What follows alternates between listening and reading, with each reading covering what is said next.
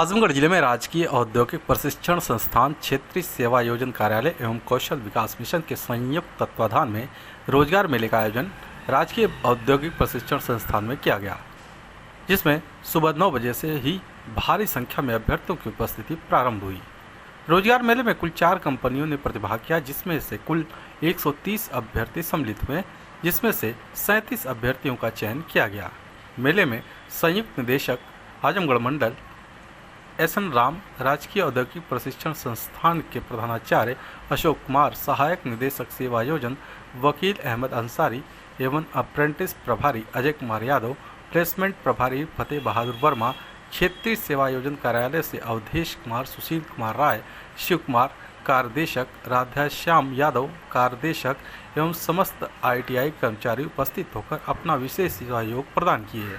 आजमगढ़ जिले के रानीसराय थाने की पुलिस ने लूट की वारदात को अंजाम देने की योजना बना रहे हिस्ट्री शीटर समेत 3 बदमाशों को गिरफ्तार किया है। पकड़े गए बदमाशों के कब्जे से पुलिस ने टाटा मैजिक वाहन, अवैध असलहा व वारदात में प्रयुक्त हथियार व औजार बरामद किया है। बता दें कि रानीसराय थाना पर तैनात उप निरीक्षक अजय प्रताप सिंह को बुधवार की देर रात सूचना मिली कि क्षेत्र के चक खैरुल्ला गाँव के समीप टाटा मैजिक के साथ मौजूद 6-7 की संख्या में बदमाश लूट की योजना बना रहे हैं। सटीक सूचना मिलने पर पुलिस तत्काल सक्रिय और बताए गए स्थान पर घेराबंदी कर दी। पुलिस भाग रहे 3 व्यक्तियों को पुलिस ने पकड़ लिया, जबकि 4 अन्य मौके से भागने में सफल रहे। पकड़े गए लोगों की तलाशी के दौरान पुलिस ने 315 बोर का तमंचा, कारतूस, लोहे की राड व डंडे, पेचकस, तार व अन्य औजार बरामद किया।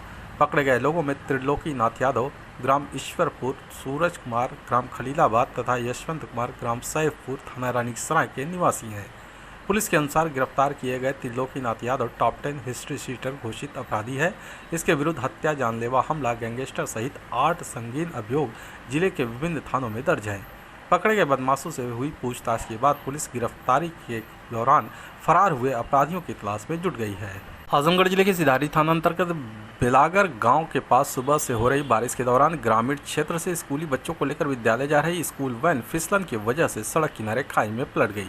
संयोगवश इस दुर्घटना में वैन में सवार सभी बच्चे बाल बाल बच गए। ग्रामीणों की मदद से वैन में फंसे बच्चों को सकुशल बाहर निकाल लिया गया। बता दें कि सिधारी थाना क्षेत्र के जमालपुर स्थित एक निजी विद्यालय की स्कूल वैन गुरुवार की सुबह 7:30 बजे बच्चों को लेकर विद्यालय जा रही थी। स्कूल वैन में 1 दर्जन से ज़्यादा बच्चे सवार थे। स्कूल वैन बेलागर गांव से गुजरते समय तीव्र मोड़ पर वाहन मोड़ते समय फिसलन की वजह से सड़क किनारे खाई में पलट गया। पलटे वाहन में फंसे बच्चों की चीख पुकार सुनकर आसपास के लोग भागकर मौके पर पहुंचे और वाहन में फंसे बच्चों को सकुशल बाहर निकाल लिया गया। घटना की जानकारी पाकर उन बच्चों के अभिभावक भी बदहवास हालत में मौके पर पहुंचे। इनके बच्चे वाहन में सवार होकर स्कूल के लिए रवाना हुए थे। बच्चों को सकुशल देख अभिभावकों ने राहत की सांस ली। इसके बाद लोग अपने अपने बच्चों को लेकर घर वापस लौट गए।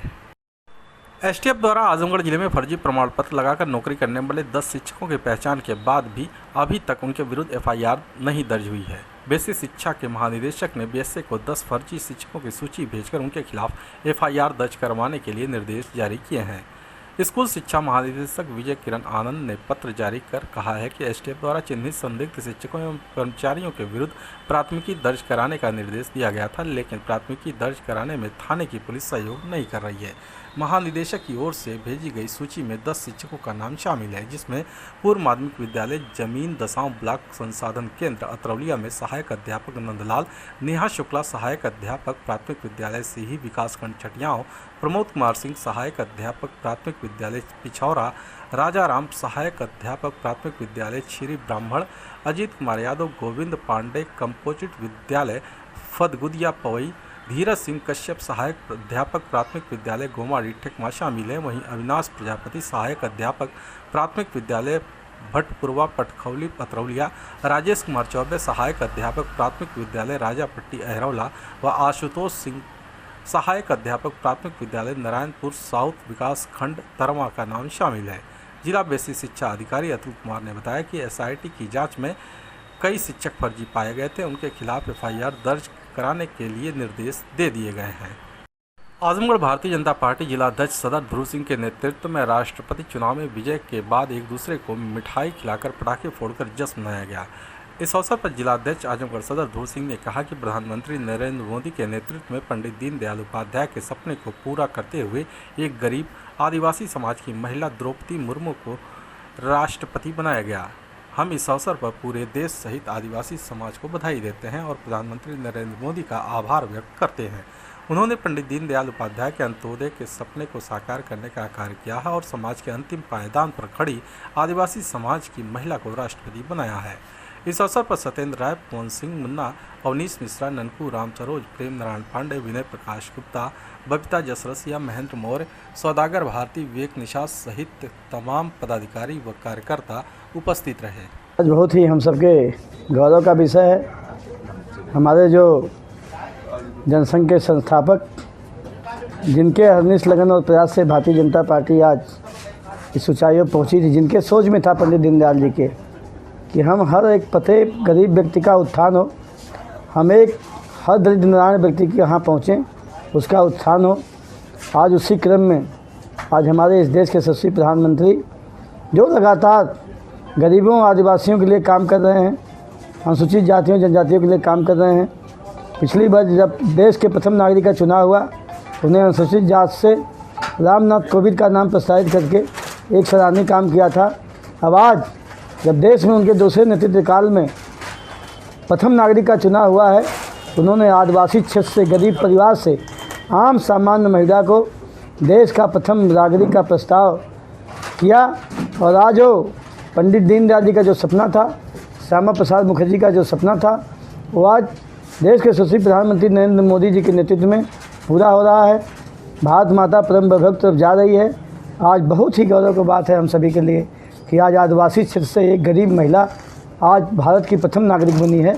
आजमगढ़ जिले में ईंट भट्टा संचालक राष्ट्रव्यापी हड़ताल की घोषणा कर दिए हैं। यह हड़ताल 2022 में तब तक जारी रहेगी जब तक सरकार ईंट भट्टा संचालकों की मांग को मान नहीं लेती। यह बातें Azamgarh brick cleanse owners association के महामंत्री रमाकांत सिंह ने कही।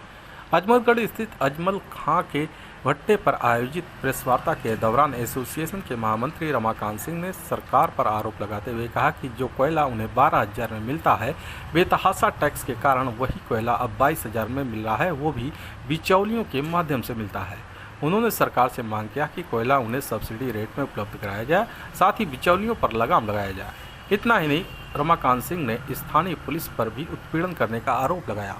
कहा कि जब जेसीबी व ट्रैक्टर ईंट के लिए खेतों में खनन के लिए जाते हैं तो पुलिस धन उगाही के चक्कर में उन्हें परेशान करती है, जबकि सरकार ने स्पष्ट आदेश दिया है कि ईंट भट्टा के मामलों में हो रहे खनन पर पुलिस को कोई अधिकार नहीं है हस्तक्षेप करने का, फिर भी उन्हें परेशान किया जाता है।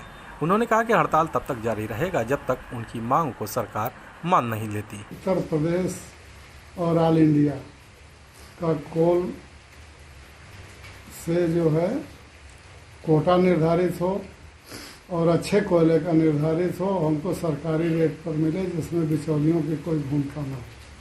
क्या सक्रिय है, बिना बिचौलिया कोयला आता ही नहीं। ये हड़ताल कब तक चलेगी? ये हड़ताल 2022 में तब तक चलेगी जब तक हमारी मांगे मान न ली जाए। भट्ठे वाले मिट्टी स्टोर करने के लिए अपने भट्ठे पर खेत में जाते हैं मिट्टी उठाने, तो जेसीबी और ट्रैक्टरों को परेशान किया जाता है, जबकि इसी ख़त्म हो चुकी है। उत्तर प्रदेश सरकार ख़त्म कर चुकी है। इसके बारे में खनन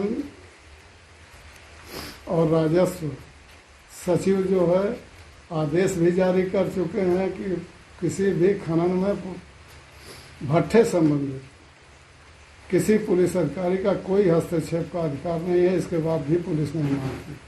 आजमगढ़ जिले के अतरौलिया थाने की पुलिस ने चोरी की 2 घटनाओं को अंजाम देने वाले वांछित चोर को गिरफ्तार किया है। उसके पास से पुलिस ने 24,500 रुपये नकद व पायल बरामद किया है। बता दें कि अतरौलिया थाना क्षेत्र के भोराजपुर कला गांव निवासी अजीज के मोटर पार्ट की दुकान के काउंटर से बीते 19 जुलाई की शाम को चोर पर्स में रखे 12,000 नकदी व जरूरी कागजात चुरा ले गए थे। तो वहीं 20 जुलाई की रात क्षेत्र के जोल्हाट टोलिया निवासी साकिब के घर से नकदी व जेवरात की चोरी हुई थी। इन दोनों मामलों में पुलिस रिपोर्ट दर्ज कर चोरों की तलाश में जुट गई। इसी बीच अतरौलिया थाने पर तैनात उप निरीक्षक शैलेश कुमार यादव को मुखबिर से सूचना मिली कि चोरी की घटना को अंजाम देने वाला वांछित अभियुक्त बस स्टैंड पर खड़ा है, जो कहीं भागने की फिराक में है।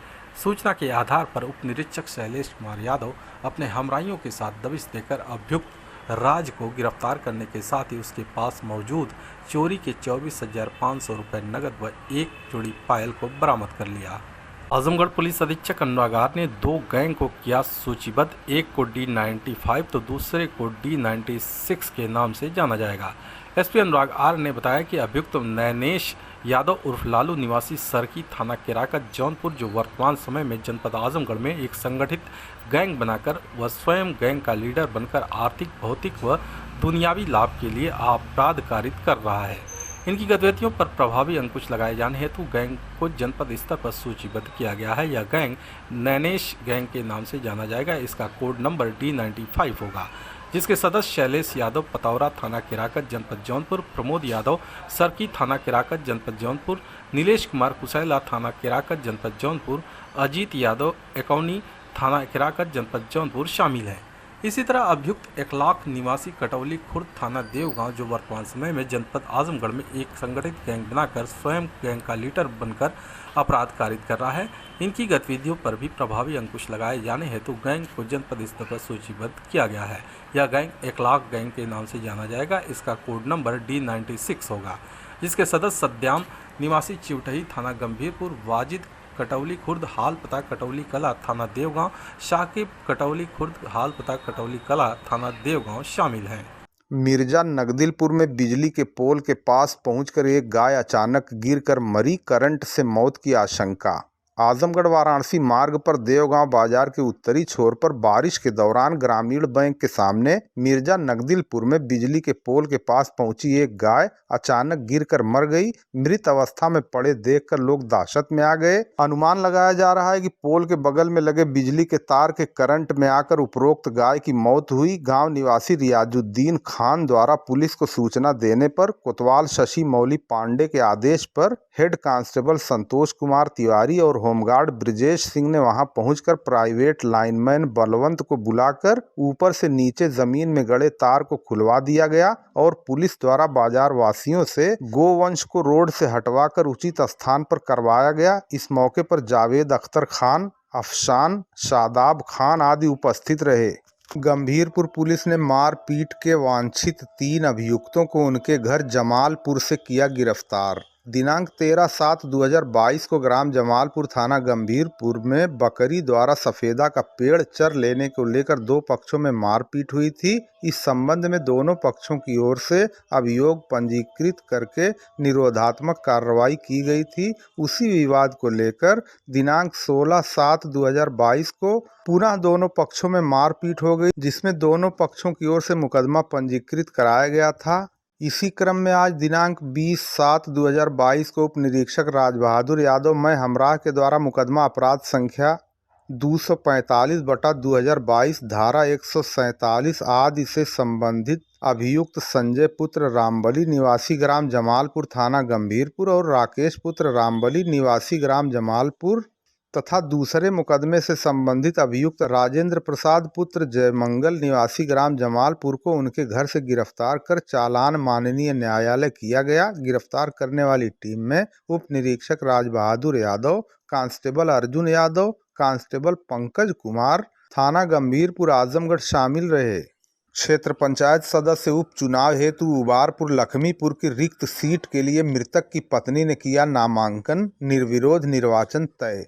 क्षेत्र पंचायत सदस्य के लिए रिक्त हुए पद के उपचुनाव हेतु लालगंज क्षेत्र पंचायत की उबारपुर लक्ष्मीपुर सीट के लिए मृतक की पत्नी उषा देवी ने आज बुधवार को अपना नामांकन दाखिल कर दिया। उपरोक्त सीट पर उनके पति राजभवन विजयी हुए थे, लेकिन विगत माह उनके देहावसान के बाद क्षेत्र पंचायत की यह सीट रिक्त हो गई थी। होने वाले उपचुनाव में आज बुधवार को नामांकन के दिन केवल एक पर्चा उषा देवी का ही भरे जाने से उनका निर्विरोध निर्वाचित होना तय हो चुका है। गुरुवार को पर्चे की जांच होगी और शुक्रवार को उन्हें निर्विरोध निर्वाचित घोषित कर दिया जाएगा। उप निर्वाचन अधिकारी ने बताया कि केवल उषा देवी के नामांकन करने से औपचारिकता ही शेष रह गई है। शुक्रवार को उषा देवी को नामांकन पत्र सही पाए जाने के बाद निर्विरोध निर्वाचित घोषित कर दिया जाएगा। उन्होंने बताया कि अगर कोई और पर्चा दाखिल किया होता तो 4 अगस्त को उपचुनाव कराया जाता और 5 अगस्त को मतगणना होती, लेकिन मात्र एक नामांकन से उषा देवी का निर्विरोध निर्वाचन तय हो चुका है, केवल औपचारिकता ही शेष है। लालगंज में जमकर हुई बारिश से बाजार की सड़कें हुई जलमग्न, चलना हुआ दुश्वार। देवगांव में सड़कों पर उड़ रही है धूल। लालगंज में आज बुधवार की दोपहर जोरदार बारिश होने से जहां सड़कों पर पूरी तरह पानी भर गया और सड़क पर चलना दुश्वार हो गया, वहीं लोगों को गर्मी से कुछ देर के लिए निजात भी मिल गई। लेकिन मात्र 6 किलोमीटर दूर देवगांव में एक भी बूंद बारिश न होने से लोग आसमान की ओर टकटकी लगाए देखते रह गए।